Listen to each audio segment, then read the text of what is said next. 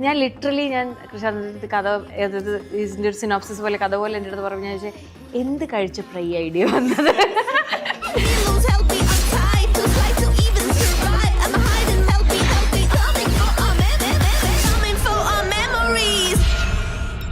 അദ്ദേഹവും താങ്കളുടെ അച്ഛൻ പ്രൊഡ്യൂസ് ചെയ്യുന്ന ലാലേട്ടൻ സിനിമ സംഭവിക്കും എന്നുള്ളത് ഉടനെ തന്നെ സംഭവിക്കണം, ഈ വർഷം തന്നെ സംഭവിക്കണം എന്നൊക്കെയാണ് എൻ്റെ ആഗ്രഹം, നമ്മുടെ എല്ലാവരുടെയും ആഗ്രഹം.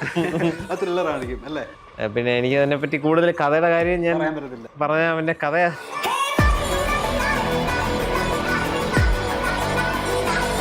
സൈഫൈ എന്ന് പറഞ്ഞിട്ട് ആരും പേടിക്കണ്ട, നല്ല ഭയങ്കര ലോക്കൽ സൈഫൈ ആണ്. ഫിലോമിനെയൊക്കെ പറഞ്ഞിട്ടുണ്ട്. ഒന്ന് ആലോചിച്ച് നോക്കി ഇത് നോക്കിയിട്ട്. നമുക്ക് പൊതുജനത്തിന് അറിയില്ലെങ്കിൽ ഇയാൾ കുറച്ചൊരു എഴുത്തൊക്കെ ഉള്ള നടിയാണ്. എഴുത്തോ വിൽപ്പത്രമല്ല അല്ലേ? അദ്ദേഹത്തിന്റെ കവിത തമിഴ്നാട്ടിൽ വരെ പ്രശസ്തമാണ് എന്നൊക്കെയാണ് പറയപ്പെടുന്നത്. അവിടെ ഉള്ളവർക്ക് വായിക്കാൻ പറ്റുള്ളൂ. 2046 കൂടെ വർക്ക് ചെയ്യണമെന്ന് ആഗ്രഹമുള്ള ഒരു ടെക്നീഷ്യന്റെ പേര് പറയാൻ പറഞ്ഞ ചാക്കോച്ചന്റെ മകന്റെ കൂടെ അഭിനയിച്ച റയൻ കൂഗ്ലറുമായിട്ട് വർക്ക് ചെയ്യണമെന്നുണ്ട്. ഉത്തരം സോറി നമ്മളങ്ങനെയാണ്.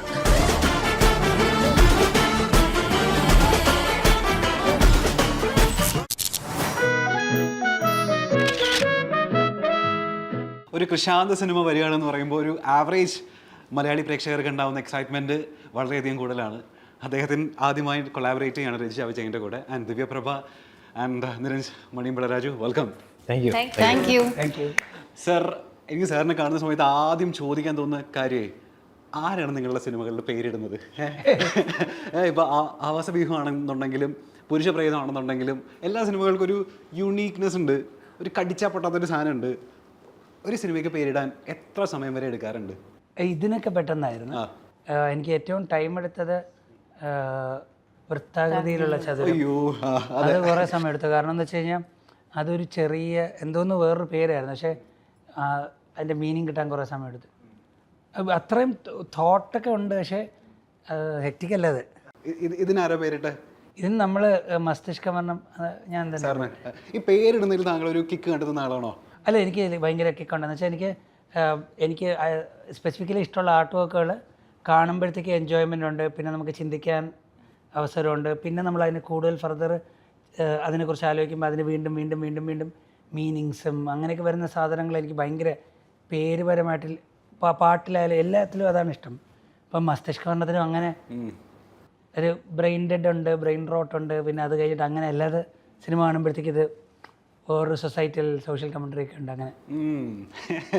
അപ്പോൾ ഗായ്സ്, നമ്മൾ ആദ്യമായിട്ട് ഇദ്ദേഹത്തിൻ്റെ കൂടെ ഒരു സിനിമ കൊളാബറേറ്റ് ചെയ്യുന്ന സമയത്തെ നമ്മൾ എനിക്ക് ടീസർ ട്രെയിലറൊക്കെ നമ്മൾ വളരെ ലിമിറ്റ് ചെയ്തേ കണ്ടിട്ടുള്ളൂ, നിങ്ങളുടെ ചെറിയ ഗ്ലിംസേ നമ്മൾ കണ്ടിട്ടുള്ളൂ. അതൊക്കെ വെച്ച് നമുക്ക് മനസ്സിലാവുന്നുണ്ട് ഒരു സൈഫൈ ആണ്, 2046 സംഭവിക്കുന്ന സിനിമയാണെന്നൊക്കെ മനസ്സിലാവുന്നുണ്ട്. അതിനപ്പുറത്തേക്ക് ഈ സിനിമയുടെ ക്യൂരിയോസിറ്റി നഷ്ടപ്പെടാതെ ഈ സിനിമ എങ്ങനെയൊക്കെ നിങ്ങൾ ബ്രീഫ് ചെയ്യും? എങ്ങനെയൊക്കെയാണ് നിങ്ങൾ ഈ സിനിമ എക്സൈറ്റ് ചെയ്യുന്നത്? എനിക്കത് ഇതിൻ്റെ കഥ തന്നെ അപ്പാർട്ട് ഫ്രം ദ ഫാക്ട് 2046 സംഭവിക്കുന്നത് ഫ്യൂച്ചറാണ്, സൈഫൈയാണ്, സൈബർ പങ്കാണ്, തമാശകൾ എന്നുള്ള എല്ലാം ഇതിൻ്റെ അകത്തൊരു കഥയുണ്ട്. ഒരു എന്താ പറയുന്നത്, വളരെ റെലവൻ്റ് ആയിട്ടുള്ളൊരു സാധനമാണ് ഇതിൻ്റെ അകത്ത് പറയുന്നുണ്ട്. അത് പിന്നെ സിനിമ കാണുമ്പോഴേ അത് എന്നാൽ ഭയങ്കര ഇമ്പോർട്ടൻ്റ് ആയിട്ടുള്ള കാര്യം തന്നെയാണ്. നമ്മൾ ഇപ്പം അറിഞ്ഞോ അറിയാതെയോ പല ആൾക്കാരും ഇപ്പം എന്താ പറയുക ചെയ്തുകൊണ്ടിരിക്കുന്നൊരു സംഭവം തന്നെയാണ്. ഇപ്പം സോഷ്യൽ മീഡിയ ഒക്കെ അത്രയും ഭയങ്കര അതിൻ്റെ ഒരു മറ്റേ ഹൈ ലെവലിൽ എത്തി നിൽക്കുന്ന, ഇപ്പം ഫോർ എക്സാമ്പിൾ ഇപ്പോൾ AI പോലും പല നമ്മൾ കണ്ടിട്ട് ആൾക്കാർ മനസ്സിലാക്കാത്ത രീതിയിലുള്ള വീഡിയോസൊക്കെ വന്നുകൊണ്ടിരിക്കുന്നത്. അപ്പോൾ അതിൻ്റെയൊക്കെ പല കാര്യങ്ങളുടെയും നല്ല വശമുണ്ട്, ചീത്ത വശമുണ്ട്. അപ്പോൾ അത് അങ്ങനെയുള്ള കുറേ കാര്യങ്ങൾ ഇതിൻ്റെ അകത്ത് പറഞ്ഞു പോകുന്നുണ്ട്. പിന്നെ എനിക്ക് അതിനെപ്പറ്റി കൂടുതൽ കഥയുടെ കാര്യം ഞാൻ പറയാൻ പറ്റത്തില്ല. പറഞ്ഞാൽ അവൻ്റെ കഥ സിനിമയുടെ കഥ ഞാനാണ് പുറത്തുവിട്ടെന്നുള്ള ഉറപ്പായിട്ട് നീ വഴിയെ പുറത്തു ചാൻസ് ഉള്ളല്ലേ, അതാണ് ഞാൻ പറയാം. രജിസ്റ്റർ പക്ഷെ നന്നായിട്ട് പറയാൻ ചാൻസ്. പറയൂ, pan Indian actress, welcome back to Malayala cinema again. Please ജീവിച്ചു നോക്കോട്ടെ. കുറെ നാളായിട്ട് നമ്മൾ കഷ്ടപ്പെട്ട് വെയിറ്റ് കുറച്ചതൊക്കെ ഈ സിനിമയ്ക്ക് വേണ്ടിയിട്ടല്ലേ? അതെ, ഇതിനു വേണ്ടിയായിരുന്നു. രജിഷ വിജയൻ എന്ന് പറയുന്ന ഒരു നടി മലയാള സിനിമ കമ്മിറ്റ് ചെയ്യുന്ന സമയത്ത് പ്രേക്ഷകർ ഇപ്പോൾ ഒരു പ്രതീക്ഷ ആയിട്ടുണ്ട്. ഇപ്പോൾ പറഞ്ഞ പോലെ ഭാഗ്യലക്ഷ്മി ചേച്ചിയൊക്കെ താങ്കളുടെ സിനിമ സെലക്ഷനെ പറ്റി ഒരിക്കൽ പറഞ്ഞ് രജിഷ വിജയൻ്റെ സിനിമകൾ നോക്കി കാണുന്നുണ്ട് എന്നുള്ള പോലെ, രജിഷ വിജയൻ എന്നൊരു നടിക്ക് ഈ സിനിമ എക്സൈറ്റ് ചെയ്യാൻ കാരണം എന്തൊക്കെയാണ്? മൾട്ടിപ്പിൾ ഫാക്ടേഴ്സ് ഉണ്ട്. എനിക്ക് തോന്നുന്നു ഒരു പോയിന്റ് ഓഫ് ടൈം കഴിയുമ്പോൾ നമ്മളെ ലൈഫിലൊക്കെ നമ്മളൊരു ഫറ്റീഗ് എത്തുമല്ലോ. അങ്ങനെയല്ല, നമുക്ക് ഭയങ്കര ഇഷ്ടമാണ് നമ്മൾ ചെയ്യുന്ന ജോലി, നമുക്ക് സിനിമ കഴിഞ്ഞിട്ടേ ഉള്ളൂ ബാക്കി എന്തും എന്നുള്ളത് ഇരിക്കുക തന്നെ ഒരു ഒരു ഒരു ഒരു പാറ്റേണിലോട്ട് ഞാൻ കയറി പോകുന്നോ, അല്ലെങ്കിൽ എന്നിലേക്ക് വരുന്ന സിനിമകൾ ഒരു ഒരു ഒരു സർട്ടൻ ലുക്കോ അല്ലെങ്കിൽ സർട്ടൻ ഒരു സാധനത്തിലോട്ട് ഞാൻ വീഴുന്നോ എന്നിങ്ങനെ ഞാൻ സത്യം പറഞ്ഞാൽ ഇങ്ങനെ ഒരു ഐഡൻറ്റിറ്റി ക്രൈസിസ് അല്ല, നമുക്കിങ്ങനെ ചില സമയത്ത് ഇങ്ങനെ അങ്ങനത്തെ തോട്ട്സ് ഒക്കെ വരുമല്ലോ. പക്ഷെ എന്താ ഇങ്ങനെ നോക്കുമ്പോഴാണ് ഒരു ദിവസം ഭയങ്കര യാദൃശ്ചികമായിട്ട് കൃഷാന്തിൻ്റെ കോൾ എനിക്ക് വരുന്നത്. ഇങ്ങനെ എനിക്ക് യാദൃശ്ചികമായി വന്ന ചില കോളുകൾ ഉണ്ട് എൻ്റെ ലൈഫിൽ. ഞാൻ എപ്പോഴും ഭയങ്കര ഇമ്പോർട്ടൻ്റ് ആയിട്ട് മനസ്സിൽ കാത്തു സൂക്ഷിക്കുന്നത്. കൃഷാന്തിൻ്റെ കോളും നിരഞ്ജിൻ്റെ കോളും ഇങ്ങനെ പാരലലിയാണ് വന്നത്. ഇത് മറ്റേ BBC ആണ്. ഇതിന്റെ ആണോ? അല്ല, നമ്മളുടെ പൊതുവെ ഒരു ബ്രിട്ടീഷ് എന്നുണ്ടെങ്കിലും ഇദ്ദേഹത്തിന്റെ കോള് കണ്ടത് നിരഞ്ജനെ വിളിച്ചാൽ എനിക്ക് എല്ലാം അറിയാം. അതായത് ലോകത്ത് നടക്കുന്ന എല്ലാം. He's very sweet. അപ്പൊ നിരഞ്ജന്റെ അടുത്ത്, ബിക്കോസ് വി ഹാവ് നമ്മൾ ഫൈനൽസ് എന്ന് പറഞ്ഞ സിനിമ ഒരുമിച്ച് ചെയ്തത് കൊണ്ട് Krishand took my number from him. And കൃഷാന്തിൻ്റെ കോള് വന്നപ്പോൾ തന്നെ ഫസ്റ്റ് ഓഫ് ഓൾ ഞാൻ ഭയങ്കര എക്സൈറ്റഡ് ആയിരുന്നു. കാരണം അദ്ദേഹത്തിൻ്റെ ഒരു ഫിൽമോഗ്രഫി ആണെങ്കിലും ചിന്തിക്കുന്ന രീതികളാണെങ്കിലും എടുക്കുന്ന സിനിമകളാണെങ്കിലും നമുക്കൊരു ഒരു ആസ് എൻ ആർട്ടിസ്റ്റ് അങ്ങനെ ഒരു കോള് വരുമ്പോൾ, എന്നാൽ പോലും ഈവൻ ഫോർ കൃഷാന്ത് എൻ്റെ മനസ്സിലുണ്ടായിരുന്ന ഒരു ബെഞ്ച് മാർക്ക് ഉണ്ടല്ലോ, ഇങ്ങനെ ഒരു സിനിമയാകാം ഫ്രം ഹിസ് പ്രീവിയസ് വർക്ക്. അതിനെപ്പോലും കടത്തി വിട്ടുന്ന ഒരു ഐഡിയ കൊണ്ടാണ് അദ്ദേഹം വന്നത്. അപ്പം ഞാൻ ലിറ്ററലി കൃഷാന്തിൻ്റെ കഥ ഇതിൻ്റെ ഒരു സിനോപ്സിസ് പോലെ കഥ പോലെ എൻ്റെ അടുത്ത് പറഞ്ഞു. ഞാൻ ചോദിച്ചാൽ എന്ത് കഴിച്ചപ്പോൾ ഈ ഐഡിയ വന്നത്? കാരണം അതങ്ങനെ റാൻഡംലി ഒരു മനുഷ്യന് വരാൻ സാധ്യതയുള്ള ഒരു തോട്ടല്ല ഈ സിനിമയുടെ കോർ തോട്ട് എന്ന് പറയുന്നത്. സോഷ്യൽ കമൻട്രി ഉണ്ട്, ഇത് ത്രൂ ഔട്ട് കോമഡിയിൽ പറഞ്ഞു പോകുന്ന ഒരു കാര്യമാണ്. ഇത് ഫ്യൂച്ചറിസ്റ്റിക്കലി സെറ്റ് ചെയ്തിരിക്കുന്നവരാണ്, ഓൺസംബിൾ കാസ്റ്റ് ഉണ്ട്, ക്രേസി മ്യൂസിക് ഉണ്ട്, വിഷ്വലി പ്രയാഗിൻ്റെ work is unbelievably good, everybody. അതൊക്കെ ഇരിക്കെ തന്നെ. പക്ഷെ ഒരു സിനിമയുടെ ഒരു കഥാന്തവും നമ്മൾ പറയില്ല, ഇതിൻ്റെ ഒരു കോർ എന്ന് പറയുന്നത്, അതിനെ ഇത്രയും ഡിഫറെൻ്റ് ആയിട്ട് ചിന്തിക്കാൻ ഒരാൾക്ക് പറ്റി എന്ന് പറഞ്ഞത് എന്നെ സംബന്ധിച്ചിടത്തോളം ഭയങ്കര, ഈവൻ ഇഫ് ഞാൻ ഈ സിനിമ ചെയ്തില്ലേ പോലും ഇത് ഞാനല്ലായിരുന്നു, വേറൊരാളായിരുന്നു ചെയ്തിരുന്നെങ്കിൽ പോലും ഇത് കാണുമ്പം സിനിമ ഇഷ്ടപ്പെടുന്ന ഒരാളെന്ന നിലയിൽ എൻ്റെ ഉള്ളിൽ ഒരു ഭയങ്കര എനർജി വന്നേനെ. അങ്ങനെ ഒരു സിനിമ എന്നെ തന്നെ തേടി വന്നു, അല്ലെങ്കിൽ ഇങ്ങനത്തെ ലുക്കും പരിപാടിയൊക്കെയുള്ളൊരു ക്യാരക്ടർ എന്നെ കൊണ്ട് പുൾ ഓഫ് ചെയ്യാൻ പറ്റുമെന്ന് ഞാൻ ഇതുപോലെ ഒട്ടും ഇരിക്കാത്തൊരു സമയത്ത് അദ്ദേഹത്തിന് അത് വിഷ്വലൈസ് ചെയ്യാൻ പറ്റിയെന്ന് പറയുന്നത് എനിക്ക് ഭയങ്കര കോൺഫിഡൻസ് തന്നു. അതായത് മധുര മനോഹര മോഹം എന്ന് ഞാൻ ചെയ്തൊരു സിനിമയാണ് കൃഷാന്തിനെ എത്തിച്ചത് എന്ന് പറയുന്നത്. അതിലും നമ്മൾ ഒരുമിച്ച് അഭിനയിച്ചിട്ടുണ്ട്. അതെനിക്ക് ഭയങ്കര മധുര മനോഹര മോഹത്തിന്റെ യാതൊരു ഇതിലില്ല. പക്ഷെ അതിൽ എൻ്റെ എന്തൊക്കെയോ കണ്ടപ്പോൾ അദ്ദേഹത്തിന് ഇതെന്നെ കൊണ്ട്, അതും എനിക്ക് തോന്നുന്നു എൻ്റെ ലൈഫിൽ ഞാൻ ഏറ്റവും കൂടുതൽ വണ്ണം വെച്ചിരിക്കുന്ന ഒരു കാലഘട്ടത്തിലാണ് സിനിമ ചെയ്യുന്നതും കാര്യങ്ങളൊക്കെ. അപ്പോൾ I don't look anything like that character, but he was able to visualise that and he came and told me the story. കൃഷാന്തിൻ്റെ അടുത്ത് ഒരിക്കലും ഇങ്ങനെ ഒരു ബോഡി ട്രാൻസ്ഫോർമേഷൻ വേണമെന്നൊന്നും ആവശ്യപ്പെട്ടിട്ടില്ല. പക്ഷേ ഇത് കേട്ടപ്പം ബുദ്ധിയുള്ള ആർക്കായാലും നമുക്കിത് മനസ്സിലാവും, നമുക്കിങ്ങനെ ഒരു ട്രാൻസ്ഫോർമേഷൻ ഇതിന് ആവശ്യമാണെന്നുള്ളത്. ആൻഡ് എനിക്കൊന്ന് ജൂണിന് ശേഷം ഞാനിങ്ങനെ ഭയങ്കരമായിട്ട് ഫിസിക്കൽ ട്രാൻസ്ഫോർമേഷൻ്റെ കാര്യമല്ല കേട്ടോ ഞാൻ പറഞ്ഞത്, മൊത്തത്തിൽ ഞാൻ ഭയങ്കരമായിട്ട് ഇൻവെസ്റ്റ് ചെയ്തൊരു സിനിമയാണ് അത് ഞാൻ എന്ന് മാത്രമല്ല, ഈ സിനിമയിൽ അഭിനയിച്ച എല്ലാവരും അത് ചെയ്തിട്ടുണ്ട്. Because I feel like ultimately ഞാൻ നേരത്തെ പറഞ്ഞ കഥാന്തു deserves this kind of hard work. And ഒന്നുകൂടെ ചോദിക്കട്ടെ, എന്ത് ചോദിച്ചുകൊണ്ടിരുന്നപ്പോൾ അദ്ദേഹത്തെ നമുക്ക് ഫിക്സ് ചെയ്യാൻ തോന്നിയത് മധുര മനോഹരൻ സിനിമ കണ്ടിട്ട്? അത് നിരഞ്ജ് ആണ് എനിക്ക് സജസ്റ്റ് ചെയ്തത്. സംഭവം എന്ന് വെച്ചാൽ ഞാൻ വേറൊരു ഫിലിമിൻ്റെ റെഫറൻസിന് വേണ്ടി ഞാൻ ഷറഫും ദർശനയും കൂടി ചേർന്ന് ഒരു പരിപാടി ഇടയ്ക്ക് ചെയ്യണമെന്നിങ്ങനെ വിചാരിച്ചിട്ട് അത് നടന്നില്ല. അപ്പം ഷറഫ് പുതിയൊരു പടം വന്നൊന്ന് കാണാൻ പറ്റുമെന്ന് ചോദിച്ചപ്പോൾ ഞാൻ പോയി കണ്ടു. അപ്പോൾ ഞാൻ കണ്ടിട്ട് ഞാൻ കുറേ ചിരിച്ചു. അപ്പോൾ it's been A long time ഒരു ലീഡായിട്ടൊരു ആക്ട്രസ് വന്നിട്ട് നമ്മളെ ചിരിപ്പിക്കുന്നത് ഇന്ന മെയിൽ സെൻറ്റേർഡ് ഫിലിമൊക്കെ. അപ്പോൾ അവർ ഭയങ്കരമായിട്ട് ചെയ്തു. അപ്പോൾ ഞാൻ അതിന് മുമ്പ് കണ്ട സിനിമകളിലൊന്നും രജിഷയുടെ ആ ഒരു ഫ്ലേവർ ഞാൻ കണ്ടിട്ടില്ല. എനിക്ക് I think my favourite film is love എന്ന് പറയുന്ന ഫിലിമാണ് എൻ്റെ ഫേവറേറ്റ് ഫിലിം ഓഫ്. അപ്പോൾ എനിക്കൊരു ദുഃഖിതയായ സ്ത്രീ മോഡാണ് ഞാൻ വിചാരിച്ചിരുന്നത്. അപ്പോൾ അല്ലെങ്കിൽ ഭയങ്കര ഇൻ്റലിജൻസ് ഉള്ള ഒരു ഇടയ്ക്ക് ഇംഗ്ലീഷ് അങ്ങനെയൊക്കെ ഉള്ളൊരു ക്യാരക്ടറാണ്. അപ്പോൾ ഇത് കണ്ടപ്പോഴത്തേക്ക് എനിക്ക് മനസ്സിലായി ഇവർ ഒന്നും ചെയ്യുന്നില്ല അതിൽ, പക്ഷെ നമ്മളെ ചിരിപ്പിക്കുന്നുണ്ട്. അപ്പോൾ ചിരിപ്പിക്കാൻ പറ്റുന്ന ഒരു പരിപാടിയുണ്ട്. അപ്പോൾ നിരഞ്ജൻ്റെ അടുത്ത് ഞാനിങ്ങനെ സംസാരിച്ചപ്പോൾ നിരഞ്ജൻ പറഞ്ഞു, ഇവർ ഭയങ്കര സൂട്ടാവും, നിങ്ങളൊന്ന് ഇത് ചെയ്യുന്നതാണ്. ഞാൻ ഇരുന്നിട്ട് ഇവർ ഫിലിംസൊക്കെ കണ്ടു. എന്നിട്ട് കണ്ടപ്പോഴത്തേക്കും പിന്നെ കോൺഫിഡൻ്റ് ആയിരുന്നു, പിന്നെ പറഞ്ഞു. ഇത് മറുപടി പറഞ്ഞിരുന്നു അദ്ദേഹം എപ്പോഴെങ്കിലും എന്തുകൊണ്ടാണ് സെലക്ട് ചെയ്തത് എന്നുള്ളത് കേട്ടിരുന്നു ഇതിനു മുമ്പ്? ഇത്ര ഡീറ്റെയിൽ പറഞ്ഞിട്ടില്ല, പക്ഷേ എനിക്കൊന്ന് മധുരമനോഹര മോഹത്തിൻ്റെ പക്ഷേ എനിക്ക് തോന്നുന്നു ബിഫോർ ഈ സിനിമ ചെയ്യുന്നതിന് മുന്നേ അതാണ് കൃഷാന്ത് എന്ന് പറയുന്ന ഡയറക്ടറിൽ ഞാൻ കണ്ട വേറൊരു എനിക്ക് ഭയങ്കര ഇഷ്ടപ്പെട്ട ഒരു കാര്യം ഞാൻ പറയുവാണ്. അതായത് he has done homework for this film. അതായത് ഈ സിനിമയുടെ ജോണറിന് വേണ്ടിയിട്ടുള്ള എല്ലാം ഹോംവർക്ക് ചെയ്തില്ലേ പോലും he is very knowledgeable about all of that.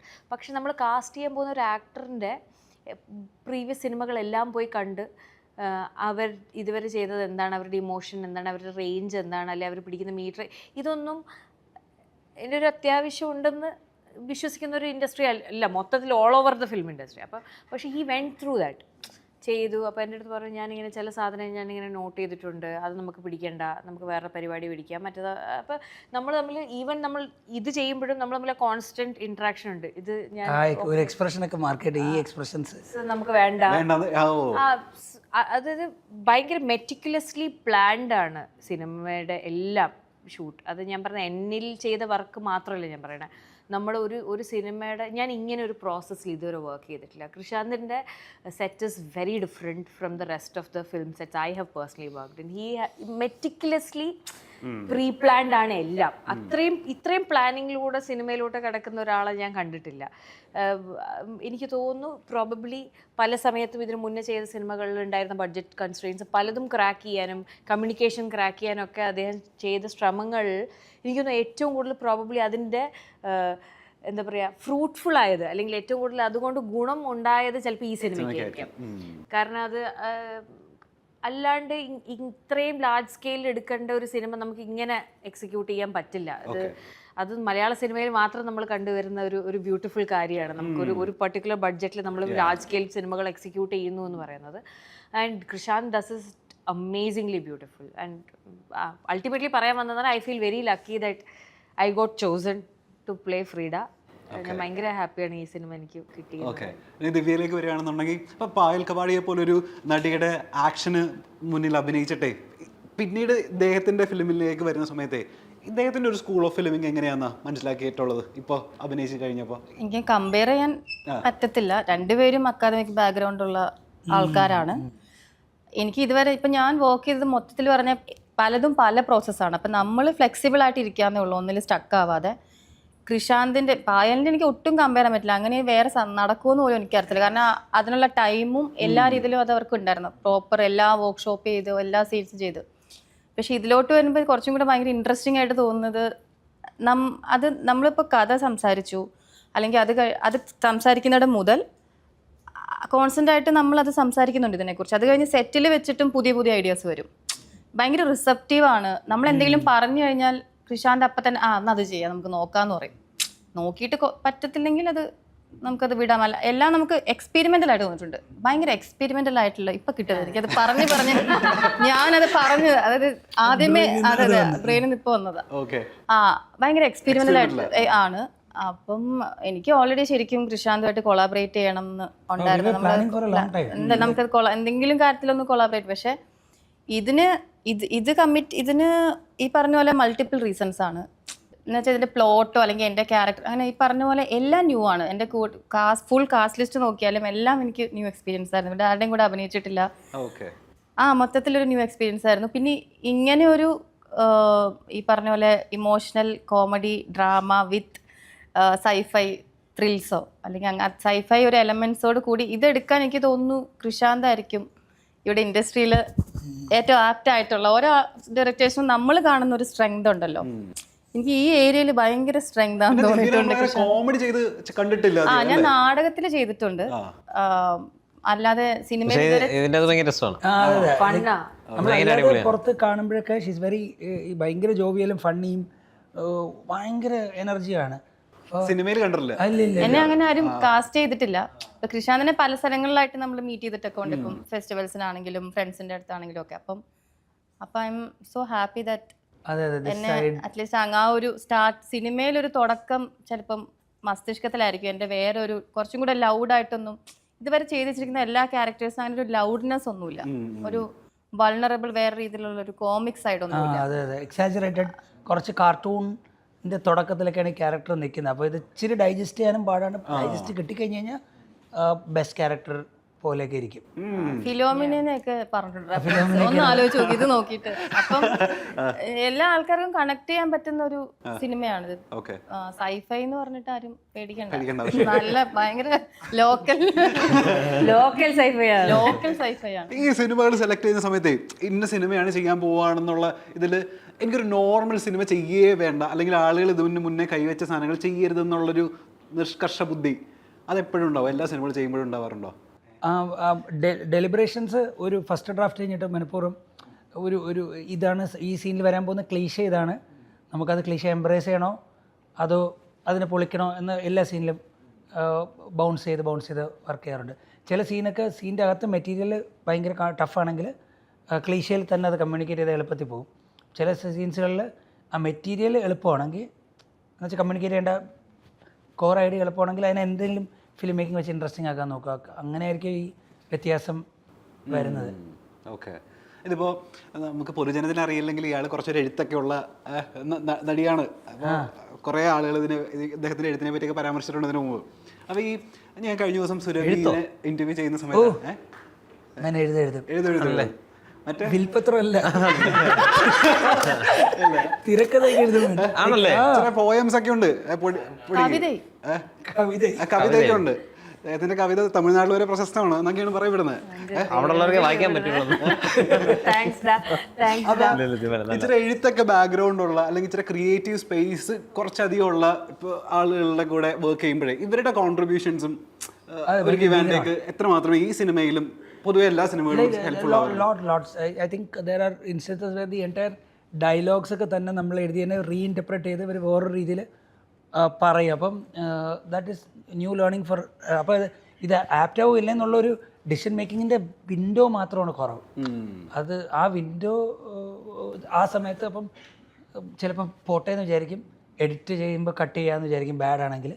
ചിലപ്പോൾ പെട്ടെന്ന് തന്നെ ഒരു ടേക്കിൽ കിട്ടും ഇവർ ദിസ് ഇസ് വർക്കിംഗ്. പിന്നെ അത് കവർ ചെയ്ത് അതിനിങ്ങനെ മോഡിഫൈ എന്നുള്ളൊരു നമുക്കിങ്ങനെ പറഞ്ഞു നോക്കാമെന്നൊക്കെ ഉള്ളൊരു ഇത് കിട്ടും.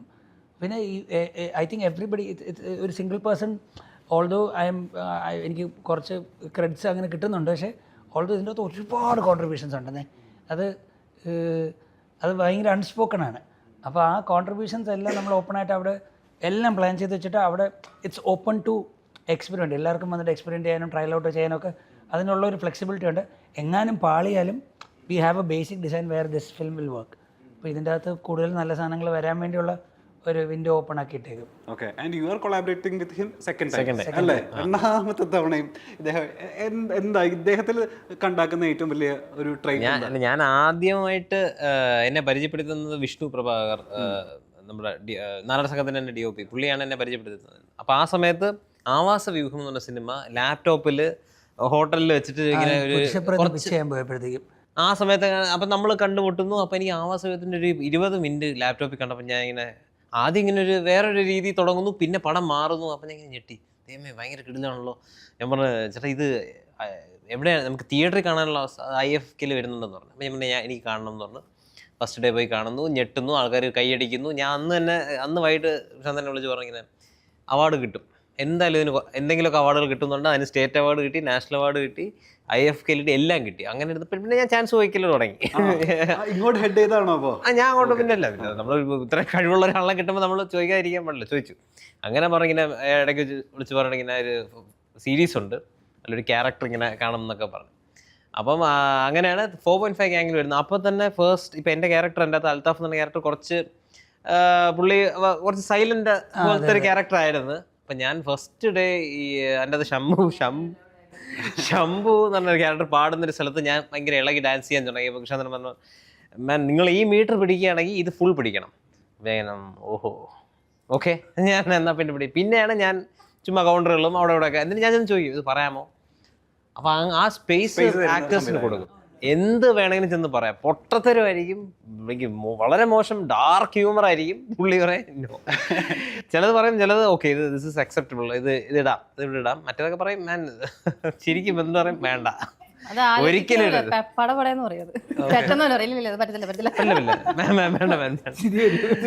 അങ്ങനെ പറയും, ചിരിച്ചിട്ട് പറയും. അപ്പോൾ അങ്ങനെ നമുക്കൊരു ചിരിച്ചിട്ടാണല്ലോ വേണ്ടെന്നല്ല, കുഴപ്പമില്ല നമ്മൾ പോകും. പക്ഷെ പിന്നെയും ഏത് ലെവലിലും അങ്ങോട്ട് ചോദിക്കാനുള്ള സ്പേസ് ഉണ്ട്.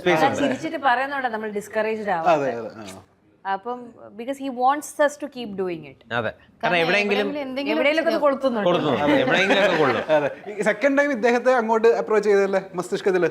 ഓ, ഞാൻ മസ്തിഷ്കത്തിലെ എനിക്ക് ഈതർ ഹിം ഓർ പിക്കു, ഇവർ രണ്ടുപേരാണ് എൻ്റെ മനസ്സിലെ ലീഡായിട്ട്. അനൂപ് മോഹൻദാസ് എന്ന് പറയുന്ന 4.5 ഗാങ്സിലെ ലാസ്റ്റ് വില്ലനായിട്ട് വരുന്നത് ഇവർ രണ്ടുപേരാണ് എനിക്ക് ലീഡായിട്ട് എൻ്റെ മൈൻഡിൽ ആലോചിച്ചത്. പക്ഷേ ഇതിൽ കുറച്ചുകൂടെ ഹ്യൂമറിൻ്റെ ഒരു സംഭവമൊക്കെ ഉണ്ട്. അപ്പോൾ പിക്കുവിന് എനിക്ക് ഒരു ഫിസിക്കൽ ആക്ടറൊക്കെ കുറച്ചുകൂടെ ഉണ്ട്. അപ്പോൾ ഞാൻ വിചാരിച്ചു നിരഞ്ജൻ്റെ അടുത്തൊന്ന് പറഞ്ഞു നോക്കാമെന്ന് പറഞ്ഞു. പിന്നെ ഞാൻ നോക്കിയപ്പോഴത്തേക്കും നിരഞ്ജൻ ഓൾറെഡി ഹീറോ ആയിട്ട് കുറേ ഫിലിംസിലൊക്കെ വന്നിട്ടുണ്ട്. അപ്പം നിരഞ്ജൻ്റെ ആസ് എ സ്റ്റാർ കൾച്ചറൽ ക്യാപിറ്റലും കുറച്ച് ഗുഡ് തന്നെയാണ്. അപ്പോൾ അത് നമുക്ക് യൂസ് ചെയ്യാം, അത് അങ്ങനെ പറഞ്ഞിട്ടുണ്ട്, യൂസ് ചെയ്യാമെന്ന് പറഞ്ഞു. പിന്നെ ഇങ്ങനെ ഭയങ്കര ഹാർഡ് വർക്കിംഗ് ആണ്. സീരീസിലൊക്കെ ഒരു ഫൈറ്റ് സീനൊക്കെ ഉണ്ട്, അത് അവസാനം കുറച്ചേ നമുക്ക് ഷൂട്ട് ചെയ്യാൻ പറ്റുള്ളൂ. അപ്പോൾ അതൊക്കെ ചെയ്യുന്നുണ്ടോ എന്ന് വെച്ചാൽ ഡെഡിക്കേറ്റഡ് ആയിട്ട് ഇപ്പോൾ ക്രോസ് ചെക്ക് ചെയ്ത് ചെയ്യുന്നുണ്ടോ എന്ന് നോക്കേണ്ട, ദാറ്റ് ഏരിയാസ് ഹാൻഡിൽ. അപ്പോൾ അങ്ങനെ ചെയ്യാമെന്ന് വെച്ചു. പിന്നെ ഫണ്ണിയാണ്. അപ്പം കുറേ ഐ തിങ്ക് സ്ക്രിപ്റ്റിലൊക്കെ ഒരുപാട് ക്രിയേറ്റീവ് കോൺട്രിബ്യൂഷൻ ക്രെഡിറ്റ് വെച്ചിട്ടില്ല, വയ്ക്കാം. അത് കുറേ തമാശയൊക്കെ പറഞ്ഞിട്ടുണ്ട് നമ്മൾ കൈ നീട്ടം. അല്ല എന്നുവെച്ചാൽ സ്ക്രിപ്റ്റ് എഴുതുന്ന സമയത്തൊക്കെ തന്നെ കുറേ ജോക്സുകൾ ഇങ്ങനെ പറഞ്ഞു തരാം. അപ്പം ഞാൻ അത് ഈ നമ്മുടെ കണ്ടന്റിൻ്റെ അത് മറ്റേ it's like free real estate എന്ന് പറയില്ലേ, നമുക്ക് മറ്റേ കുറേ ഉണ്ട്, ഇത്രയും കിടില സാധനം ഉണ്ടാക്കി വെച്ചിട്ടുണ്ട്. അപ്പം നമുക്ക് നോക്കുമ്പോഴത്തേക്ക് ഓരോ ഡയലോഗിന് പോലും പല ഓപ്ഷൻസ് ഇടാൻ പറ്റുന്ന അത്രയും കോമഡികൾ ചെയ്യാൻ പറ്റുന്ന അത്രയും സാധനങ്ങൾ ഇതിൻ്റെ അകത്തുണ്ട്. അപ്പം നമ്മളിങ്ങനെ ആർത്തി കുത്ത് പ്രാന്തായി. കൃഷ്ണദാസനം വിളിച്ച മാൻ ഓക്കെയാണ്, മാൻ എല്ലാം സെറ്റായിട്ടുണ്ട്, ഇനി വേണ്ട. ഞാൻ എന്നിട്ടും ഇങ്ങനെ വാട്സാപ്പിൽ അയച്ചോണ്ടിരിക്കുന്നു. അവിടെ ഇവർ റിഹേഴ്സ് ചെയ്തപ്പോഴും ഇവർ കുറേ എന്ന് വെച്ചാൽ നമുക്ക് റിഹേഴ്സൽ ഒരു ഡേ ഉണ്ടായിരുന്നു. അപ്പം അന്ന് ഇവർ ഒരുപാട് ജോക്സ് ഡിസ്കവർ ചെയ്തു. വിഷ്ണു അഗസ്ത്യ ഉണ്ടായിരുന്നു. ഓക്കെ, ഇതിപ്പോൾ രജിഷയെ സംബന്ധിച്ച് 2025 എന്നുള്ളൊരു ഡബിൾ ലോട്ടറി, SSLC എക്സാമിൻ്റെ അന്ന് തന്നെ മറ്റേ ലോട്ടറി അടിക്കുക എന്ന് പറയുന്ന പോലെ ബൈസൺ ഹിറ്റായി. അത് അതിൻ്റെ അപ്പുറത്ത് തന്നെ പിന്നെ മമ്മൂക്കയുടെ കൂടെ അഭിനയിക്കുമ്പോൾ എനിക്കറിയാം ലാലേട്ടൻ്റെ മമ്മൂക്കയുടെ ഒക്കെ ഭയങ്കര ഡൈ ഹാർട്ട് ഫാനാണ് എന്നുള്ളത്. ഈ കളങ്കാവലിലേക്ക് വിളിച്ച സമയത്തേ മമ്മൂക്കയ്ക്ക് ഒപ്പം ചെയ്യുന്ന സീനുള്ള അന്നല്ല ഞാൻ പറയുന്നത്, തലേ ദിവസം ഉണ്ടല്ലോ, ചെയ്യാൻ പോകുന്നതിൻ്റെ തലേ ദിവസം ആ രാത്രി കിടന്നുറങ്ങിയത് എങ്ങനെയാണെന്ന് അറിഞ്ഞാൽ ആശുപത്രിയിലായിരുന്നു. ആണോ? തലേന്ന് ഞാൻ ഇവിടെ ലേക്ക് ഷോറിൽ കിടക്കുമായിരുന്നു മമ്മൂക്കായിട്ടുള്ള സീനില്. BP കൂടിയിട്ടാണോ? അല്ല എനിക്ക് വയ്യാണ്ട് സിവിൽ IAS പരീക്ഷ എടുത്താലേ പിടിപെട്ടു. അതായത് തലേന്നല്ല, ആക്ച്വലി അന്ന് ഞങ്ങൾക്ക് ഈവനിങ് നൈറ്റ് സീൻ, അത് KSRTC ബസ് സ്റ്റാൻഡിലുള്ള സീൻ. ഒന്ന് ആലോചിച്ച് നോക്കണേ, എനിക്കൊന്നൊരു അതിൻ്റെ ഒരു മുന്നത്തെ ഒരു 3-4 മാസം വരെ എനിക്കൊരു തുമ്മൽ പോലും വന്നിട്ടില്ല. അന്ന് രാവിലെ എനിക്ക് പെട്ടെന്ന് വയ്യാണ്ടായി. അപ്പോൾ വയ്യാണ്ടായി എനിക്ക് മനസ്സിലായി, കയ്യിൽ നിന്ന് പോയി. അപ്പം ഞാൻ എന്നിട്ട് ജോർജേട്ടനൊക്കെ വിളിച്ചിട്ട് പറഞ്ഞു. ജോർജേട്ടൻ പറഞ്ഞു ഒരു കുഴപ്പമില്ല മോളെ, സെറ്റ് നോക്കിയിട്ട് പറഞ്ഞാൽ മതിയെന്ന് പറഞ്ഞു. അപ്പം ഞാൻ പോയി ഡോക്ടറെ അടുത്ത് ഞാൻ പറഞ്ഞു, ഡോക്ടറെ എന്തൊക്കെ കുത്തിയെടുക്കാൻ പറ്റും അതൊക്കെ കുത്തി, എനിക്കൊന്ന് ഷൂട്ട് ചെയ്താൽ മാത്രം മതി എന്ന് പറഞ്ഞു. ഡിഡ്. ഞാൻ എന്നിട്ട് അവിടെ പോയി ഇഞ്ചക്ഷൻസ് ഒക്കെ എടുത്തിട്ട് നേരെ സെറ്റ് പോയി. അപ്പോൾ സെറ്റ് പോയിട്ട് ഞാനിങ്ങനെ, അപ്പം സി ദ പോയിന്റ് ഇസ് ചില മൊമെന്റ്സ് ആ once in a lifetime opportunity right. അതൊരു അദ്ദേഹത്തിൻ്റെ കൂടെ ഞാൻ മമ്മൂക്കനെ നേരിട്ട് കാണുമ്പോൾ ഞാൻ പറഞ്ഞു, നമുക്ക് പാസിംഗ് ഷോട്ട് ഉണ്ടെങ്കിലും പറഞ്ഞാൽ ഞാൻ വന്നോളാം കേട്ടോ എന്നുള്ളത്. കാരണം ഞാൻ പറഞ്ഞിട്ടുണ്ട് അത് അല്ല, see Mammukka, Lalettan, all of these legendary actors. ഇപ്പം ശ്രീനി അങ്കിളുടെ കൂടെ എനിക്ക് അഭിനയിക്കാൻ ഒരു ഓപ്പർച്യൂണിറ്റി കിട്ടിയിട്ടുണ്ട്, which I'm very happy about. So I want to work with everybody. അത് നമ്മളുടെ ഒരു സ്വകാര്യ അഹങ്കാരമാണല്ലോ, ഇത്രയും ഗ്രേറ്റ് ആക്ടേഴ്സ് നമുക്കുണ്ട് എന്നുള്ളത്. അപ്പം ഒരു ഷോട്ടിൽ ഇപ്പോൾ ഈ പടത്തിൽ എനിക്ക് ജഗദീഷ് ചേട്ടൻ്റെ കൂടെ നിൽക്കാൻ പറ്റുന്നു, അല്ലെങ്കിൽ സുരേഷ് ചേട്ടൻ്റെ കൂടെ നിൽക്കാം. So these are fabulous actors. അവരുടെ കൂടെ നിൽക്കാൻ പറ്റുക എന്ന് പറഞ്ഞാൽ ഭയങ്കര ഒരു മൊമെൻ്റ് ആണ്. ആൻഡ് മമ്മൂക്കയുടെ കൂടെ it was, and he just makes you too comfortable. അവിടെ വന്ന് പിന്നെ എനിക്ക് ഓൾറെഡി അദ്ദേഹമായിട്ട് പല ടൈംസിലും പല ഇൻട്രാക്ഷൻസ് ഉണ്ടായതുകൊണ്ട് എനിക്ക് അതൊരു കുഴപ്പമില്ല. പക്ഷെ he still makes you very comfortable. And it was എന്താ പറയുക, ഭയങ്കര മൊമെന്റ് ആണ് to watch him perform. And അതൊരു മൊമെന്റ് തന്നെയായിരുന്നു. അതിൽ പല നായകന്മാർക്കും ഇതിലെ കഥ അറിയില്ല എന്നിങ്ങനെ കേട്ടായിരുന്നു. ഈവൻ ശ്രുതിക്ക് പോലും. രജിഷയ്ക്ക് ഇതിന്റെ ഒരു ബ്രീഫ് അറിയായിരുന്നു. ഞാൻ എൻ്റെ അടുത്ത് ഇങ്ങനെ പറഞ്ഞ് ജിതിൻ വന്ന് ഫുൾ നറേറ്റ് ചെയ്തിരുന്നു. ഓക്കെ. ഇനി പൊതുവെ എല്ലാവരും പറഞ്ഞു 2026 ഇദ്ദേഹവും താങ്കളുടെ അച്ഛൻ പ്രൊഡ്യൂസ് ചെയ്യുന്ന ലാലേട്ടൻ സിനിമ സംഭവിക്കും എന്നുള്ളത്. അതിനെപ്പറ്റി എന്തെങ്കിലും ഒരു ലീഡ് തരാൻ മാത്രം സ്പേസ്? ഇപ്പം ഓൾറെഡി ഒരു മീറ്റിംഗ് ആണ് കഴിഞ്ഞിരിക്കുന്നത്. ഇപ്പൊ അടുത്തത് എന്താ പറയുക, അടുത്തൊരു മീറ്റിംഗ് പറഞ്ഞിട്ടുണ്ട് ഉടനെ കാണും, എന്നിട്ട് ഉടനെ തന്നെ സംഭവിക്കണം, ഈ വർഷം തന്നെ സംഭവിക്കണം എന്നൊക്കെയാണ് എൻ്റെ ആഗ്രഹം, നമ്മുടെ എല്ലാവരുടെയും ആഗ്രഹം. അത് ത്രില്ലറായിരിക്കും അല്ലേ? അത് അതും ത്രില്ലർ കോമഡി. നിരഞ്ജ് മണിയുള്ള രാജ്യം ഉണ്ടാവും അതില്. ഞാൻ അവരെങ്ങനെങ്കിലും കേറി പറ്റൂലേ? ഞാൻ പറഞ്ഞ ഞാൻ തന്നെ പറഞ്ഞു പോയി കേറാൻ പറഞ്ഞു പോയി അങ്ങനെ. ഞാൻ പറയുന്നത് ഇനി ഓൾറെഡി ഇങ്ങനെ വെയിറ്റ് ചെയ്തിരിക്കുകയാണ്. അല്ല, പക്ഷേ അഗൈൻ ഇത് ഞാൻ നിരഞ്ജനൂടെ തന്നെ 3ാമത്തെ സിനിമയാണ്. ഞങ്ങൾ ഫൈനൽസ് ചെയ്തു. മധുരമനോരമോത്തിൽ we had 1 scene and then this is my 3rd film with him. I feel like it's a very underutilised ഭയങ്കര കിടലൻ ആക്ടർ. ഞാൻ ഫൈനൽസ് കാണുമ്പോൾ തന്നെ ഇതാണ് സഹിക്കാൻ പറ്റാത്ത. പക്ഷേ ആക്ച്വലി ഭയങ്കര കോമിക് ടൈമിംഗ് ഉള്ള, പക്ഷെ അറ്റ് ദ സെയിം ടൈം ഭയങ്കര variations of emotions pull off ചെയ്യാൻ പറ്റുന്ന ഒരു ആക്ടറാണ്. എനിക്ക് ഞാൻ അന്ന് ഫൈനൽസ് ചെയ്യുമ്പോഴേ ഞാൻ പറയാറില്ലേ, പറഞ്ഞിട്ടുണ്ട് കുഴപ്പമില്ല. ഇവരൊക്കെ എനിക്ക് മറ്റേ സ്റ്റേറ്റ് അവാർഡും ഭയങ്കര എല്ലാരും ലുക്കപ്പ് ചെയ്യുന്ന ആക്ടേഴ്സ് കോംപ്ലിമെന്റ് ചെയ്യുമ്പോൾ എനിക്കങ്ങ് ഭയങ്കര വിറക്കാനൊക്കെ തുടങ്ങും. ഇവരെന്ത് ആക്കുകയാണോ അതോ എനിക്ക് ശരിക്കും പറയുന്നതാണോ? Genuinely is a great actor. Of course. നമുക്ക് 2046 നടക്കുന്ന കഥയാണല്ലോ. നമുക്ക് 2046 റിയൽ ലൈഫിലേക്ക് നമുക്ക് കൊണ്ടുപോയിട്ട് ഒരു ഗെയിം ചെറുതായിട്ട് നിങ്ങൾക്ക് ക്രിയേറ്റീവ് ആയിട്ട് ഉത്തരം പറയാൻ പറ്റും നമുക്ക് നോക്കാം. ഓക്കെ, 2046 ഓക്കെ, 2046 കൂടെ വർക്ക് ചെയ്യണമെന്ന് ആഗ്രഹമുള്ള ഒരു ടെക്നീഷ്യന്റെ പേര് പറയാൻ പറഞ്ഞാൽ ആരുടെ പേര് പറയും? ചാക്കോച്ചന്റെ മകന്റെ കൂടെ അഭിനയിച്ച കൊള്ളാമെന്നുണ്ടല്ലേ? നായികയായിട്ട് തന്നെ അഭിനയിക്കണോ അമ്മയായിട്ട് അഭിനയിച്ചാൽ മതിയോ? അത് അങ്ങനെ അമ്മ നായിക അങ്ങനത്തെ ഒരു തോട്ടം അഭിനയിച്ചാൽ മതി. ഞാൻ ഇപ്പം ഉള്ള കുഞ്ഞുങ്ങൾ വലുതാവുന്ന ആരായിരിക്കും എന്ന് ആലോചിച്ചപ്പോ കാരണം ഞാൻ ഈസുമായിട്ട് കുറെ ടൈം സ്പെൻഡ് ചെയ്തിട്ടുണ്ട്. അപ്പൊ എനിക്ക് ഈസ് എ വെരി അങ്ങനെയല്ല പെട്ടെന്ന് എന്റെ മൈൻഡില് അല്ല, കുഞ്ഞ് വലുതാവുമല്ലോ അപ്പോഴത്തേക്ക് ഒരു 20 വർഷം. എനിക്ക് കൂടി പറയാം, റയൻ കൂഗ്ലറുമായിട്ട് വർക്ക് ചെയ്യണമെന്നുണ്ട്. നമ്മളങ്ങനെയാണ്. എനിക്ക് മമ്മൂക്കയായിട്ട് വർക്ക് ചെയ്യണമെന്നുണ്ട്. ചെയ്തിട്ടില്ലേ? ഇല്ല. ഒരു സിനിമ ഇങ്ങനെ വന്ന് പോയി, അത് ഞാൻ പറയുന്നില്ല. പക്ഷെ മമ്മൂക്കന്റെ അടുത്ത് പറഞ്ഞു എന്തായാലും വർക്ക് ചെയ്യുന്നു. ആണല്ലേ? ആ സിനിമ ഞാൻ പറയട്ടെ? പറയണോ? കറക്റ്റ് ആണെങ്കിൽ പറഞ്ഞിട്ട് ഒരു കാര്യമില്ലല്ലോ. പിന്നെന്തിനാ അടുത്ത ക്വസ്റ്റ്യൻ? 2000 എനിക്കൊരു അനിം സ്റ്റുഡിയോയുടെ ഒരു full length cartoon animated film ചെയ്യണമെന്ന് ആഗ്രഹമുണ്ട്. അങ്ങനെ 3-4 സ്റ്റുഡിയോസ് ഉണ്ട്. പിന്നെ എനിക്ക് വെട്ട വർക്ക്ഷോപ്സിൻ്റെ VFX അങ്ങനെ 2-3 ആഗ്രഹമുണ്ട്. ILM-ൻ്റെ കൂടെ ചെയ്യണമെന്നുണ്ട്. ഇതുപോലെ 2046 മലയാളത്തിൽ ഇങ്ങനെ ഒരു സിനിമ, അതായത് നമ്മൾ ഇതര ഭാഷയിലൊക്കെ അത്തരം സിനിമകൾ കണ്ടിട്ടേ ആ സിനിമ ഇവിടെ മലയാളത്തിൽ റീമേക്ക് ചെയ്യാൻ പറ്റിയാൽ, അല്ലെങ്കിൽ ആ സിനിമ ഇവിടെ വന്നിട്ട് എനിക്ക് ചെയ്യാൻ പറ്റിയായിരുന്നെങ്കിൽ എന്ന് തോന്നിയിട്ടുള്ള ഏതെങ്കിലും സിനിമയുണ്ടോ? ഇതര ഭാഷകളിൽ, ഇന്റർനാഷണൽ ആയിരിക്കാം, ബോളിവുഡ് ആയിരിക്കാം. അങ്ങനെ മനസ്സിൽ കണ്ട പടമാണ് മസ്തിഷ്കമാണ്. അങ്ങനെ ഒരു ഭയങ്കര പടമാണ്.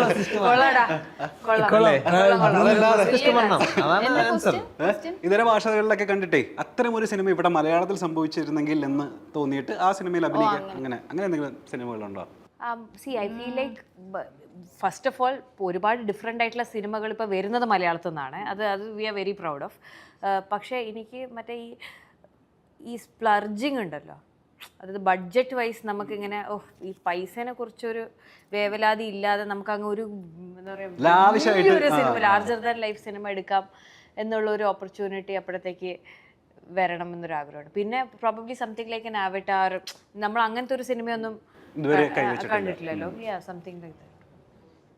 എനിക്ക് ഈ അവതാരൊക്കെ പോലത്തെ ഒരു എന്ന് വെച്ച് കഴിഞ്ഞാൽ ഫുൾ മോഷൻ ഗ്രാഫിക്സും മോഷൻ ക്യാപ്ചറൊക്കെ ചെയ്തിട്ട് ആനിമേറ്റഡ് ക്യാരക്ടേഴ്സ്, അത് ആർട്ടിസ്റ്റ് അല്ല ക്യാരക്ടറായിട്ട് വരുന്ന മെറ്റീരിയൽസുകൾ അങ്ങനെ വന്നേക്കുന്ന സിനിമകൾ. അതിൽ പോളാർ എക്സ്പ്രസ് എന്ന് പറയുന്നൊരു ടിൻറ്റിനുണ്ട്.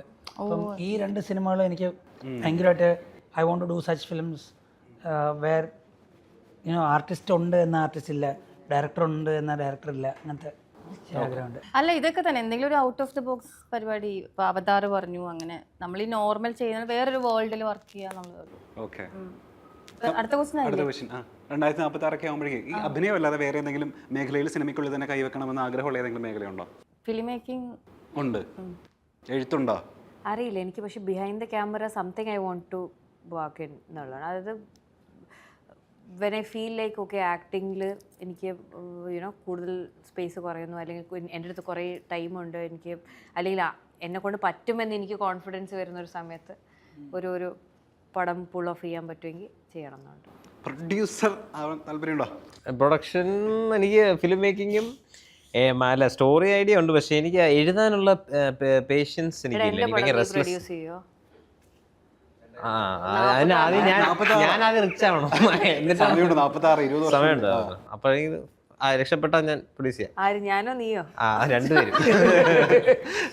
സാറിന് ഡയറക്ഷൻ അല്ലാതെ, എഴുത്തല്ലാതെ, സ്ക്രിപ്റ്റ് അല്ലാതെ, ഫിലിം അല്ലാതെ ഗ്രാഫിക് നോവൽസുകൾ മാത്രം സ്കില്ല് അതിൻ്റെ ചെയ്യണമെന്ന് ഭയങ്കര ആഗ്രഹമുണ്ട്. ഓക്കെ.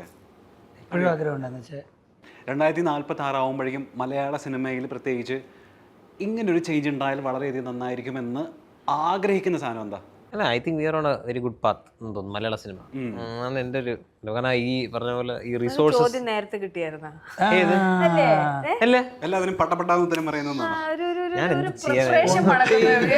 ഇപ്പോൾ എനിക്ക് പറയുന്നത്, ഇപ്പം നമ്മൾ കൃഷാന്തിന്റെ സെറ്റിൽ വർക്ക് ചെയ്യുമ്പോൾ ഉള്ള ഒരു രസമുണ്ട്.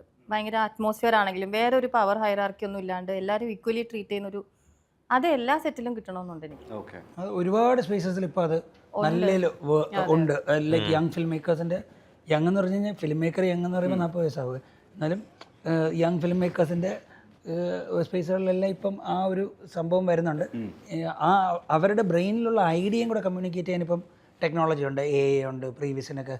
ഇതും കൂടെ നമുക്ക് ബാക്കിയുള്ള ടീം മെമ്പേഴ്സിന് കിട്ടിക്കഴിഞ്ഞാൽ കുറച്ചുകൂടെ നമുക്ക് അതിൽ കോൺട്രിബ്യൂട്ട് ചെയ്യാൻ പറ്റും. ഇത് അതിൻ്റെ ഒരു സീക്രട്ടീവ് നേച്ചർ മാറിയാൽ കൊള്ളാമെന്ന് ഭയങ്കര ആഗ്രഹമുണ്ട്. എന്തായാലും നമ്മൾ എക്സൈറ്റഡ് ആണ് ഈ സിനിമ കാണാൻ വേണ്ടിയിട്ട്. അതൊരു കൃഷാന്ത് സിനിമ ആയതുകൊണ്ടും രജിഷ വിജയൻ സിനിമയായതുകൊണ്ടും നിരഞ്ജനും ദിവ്യപ്രഭയും കൊളാബറേറ്റ് ചെയ്ത് ഒരുമിച്ചിരിക്കുന്നു എന്നൊക്കെ ഉള്ളത് നമ്മളുടെ എക്സ്പെക്ടേഷൻസിന് അപ്പുറമുള്ളൊരു സിനിമയാവട്ടെ. എല്ലാവിധ ഭാവങ്ങളും നേരുന്നു. Wishing you all the success. Thank you. Thank you so much.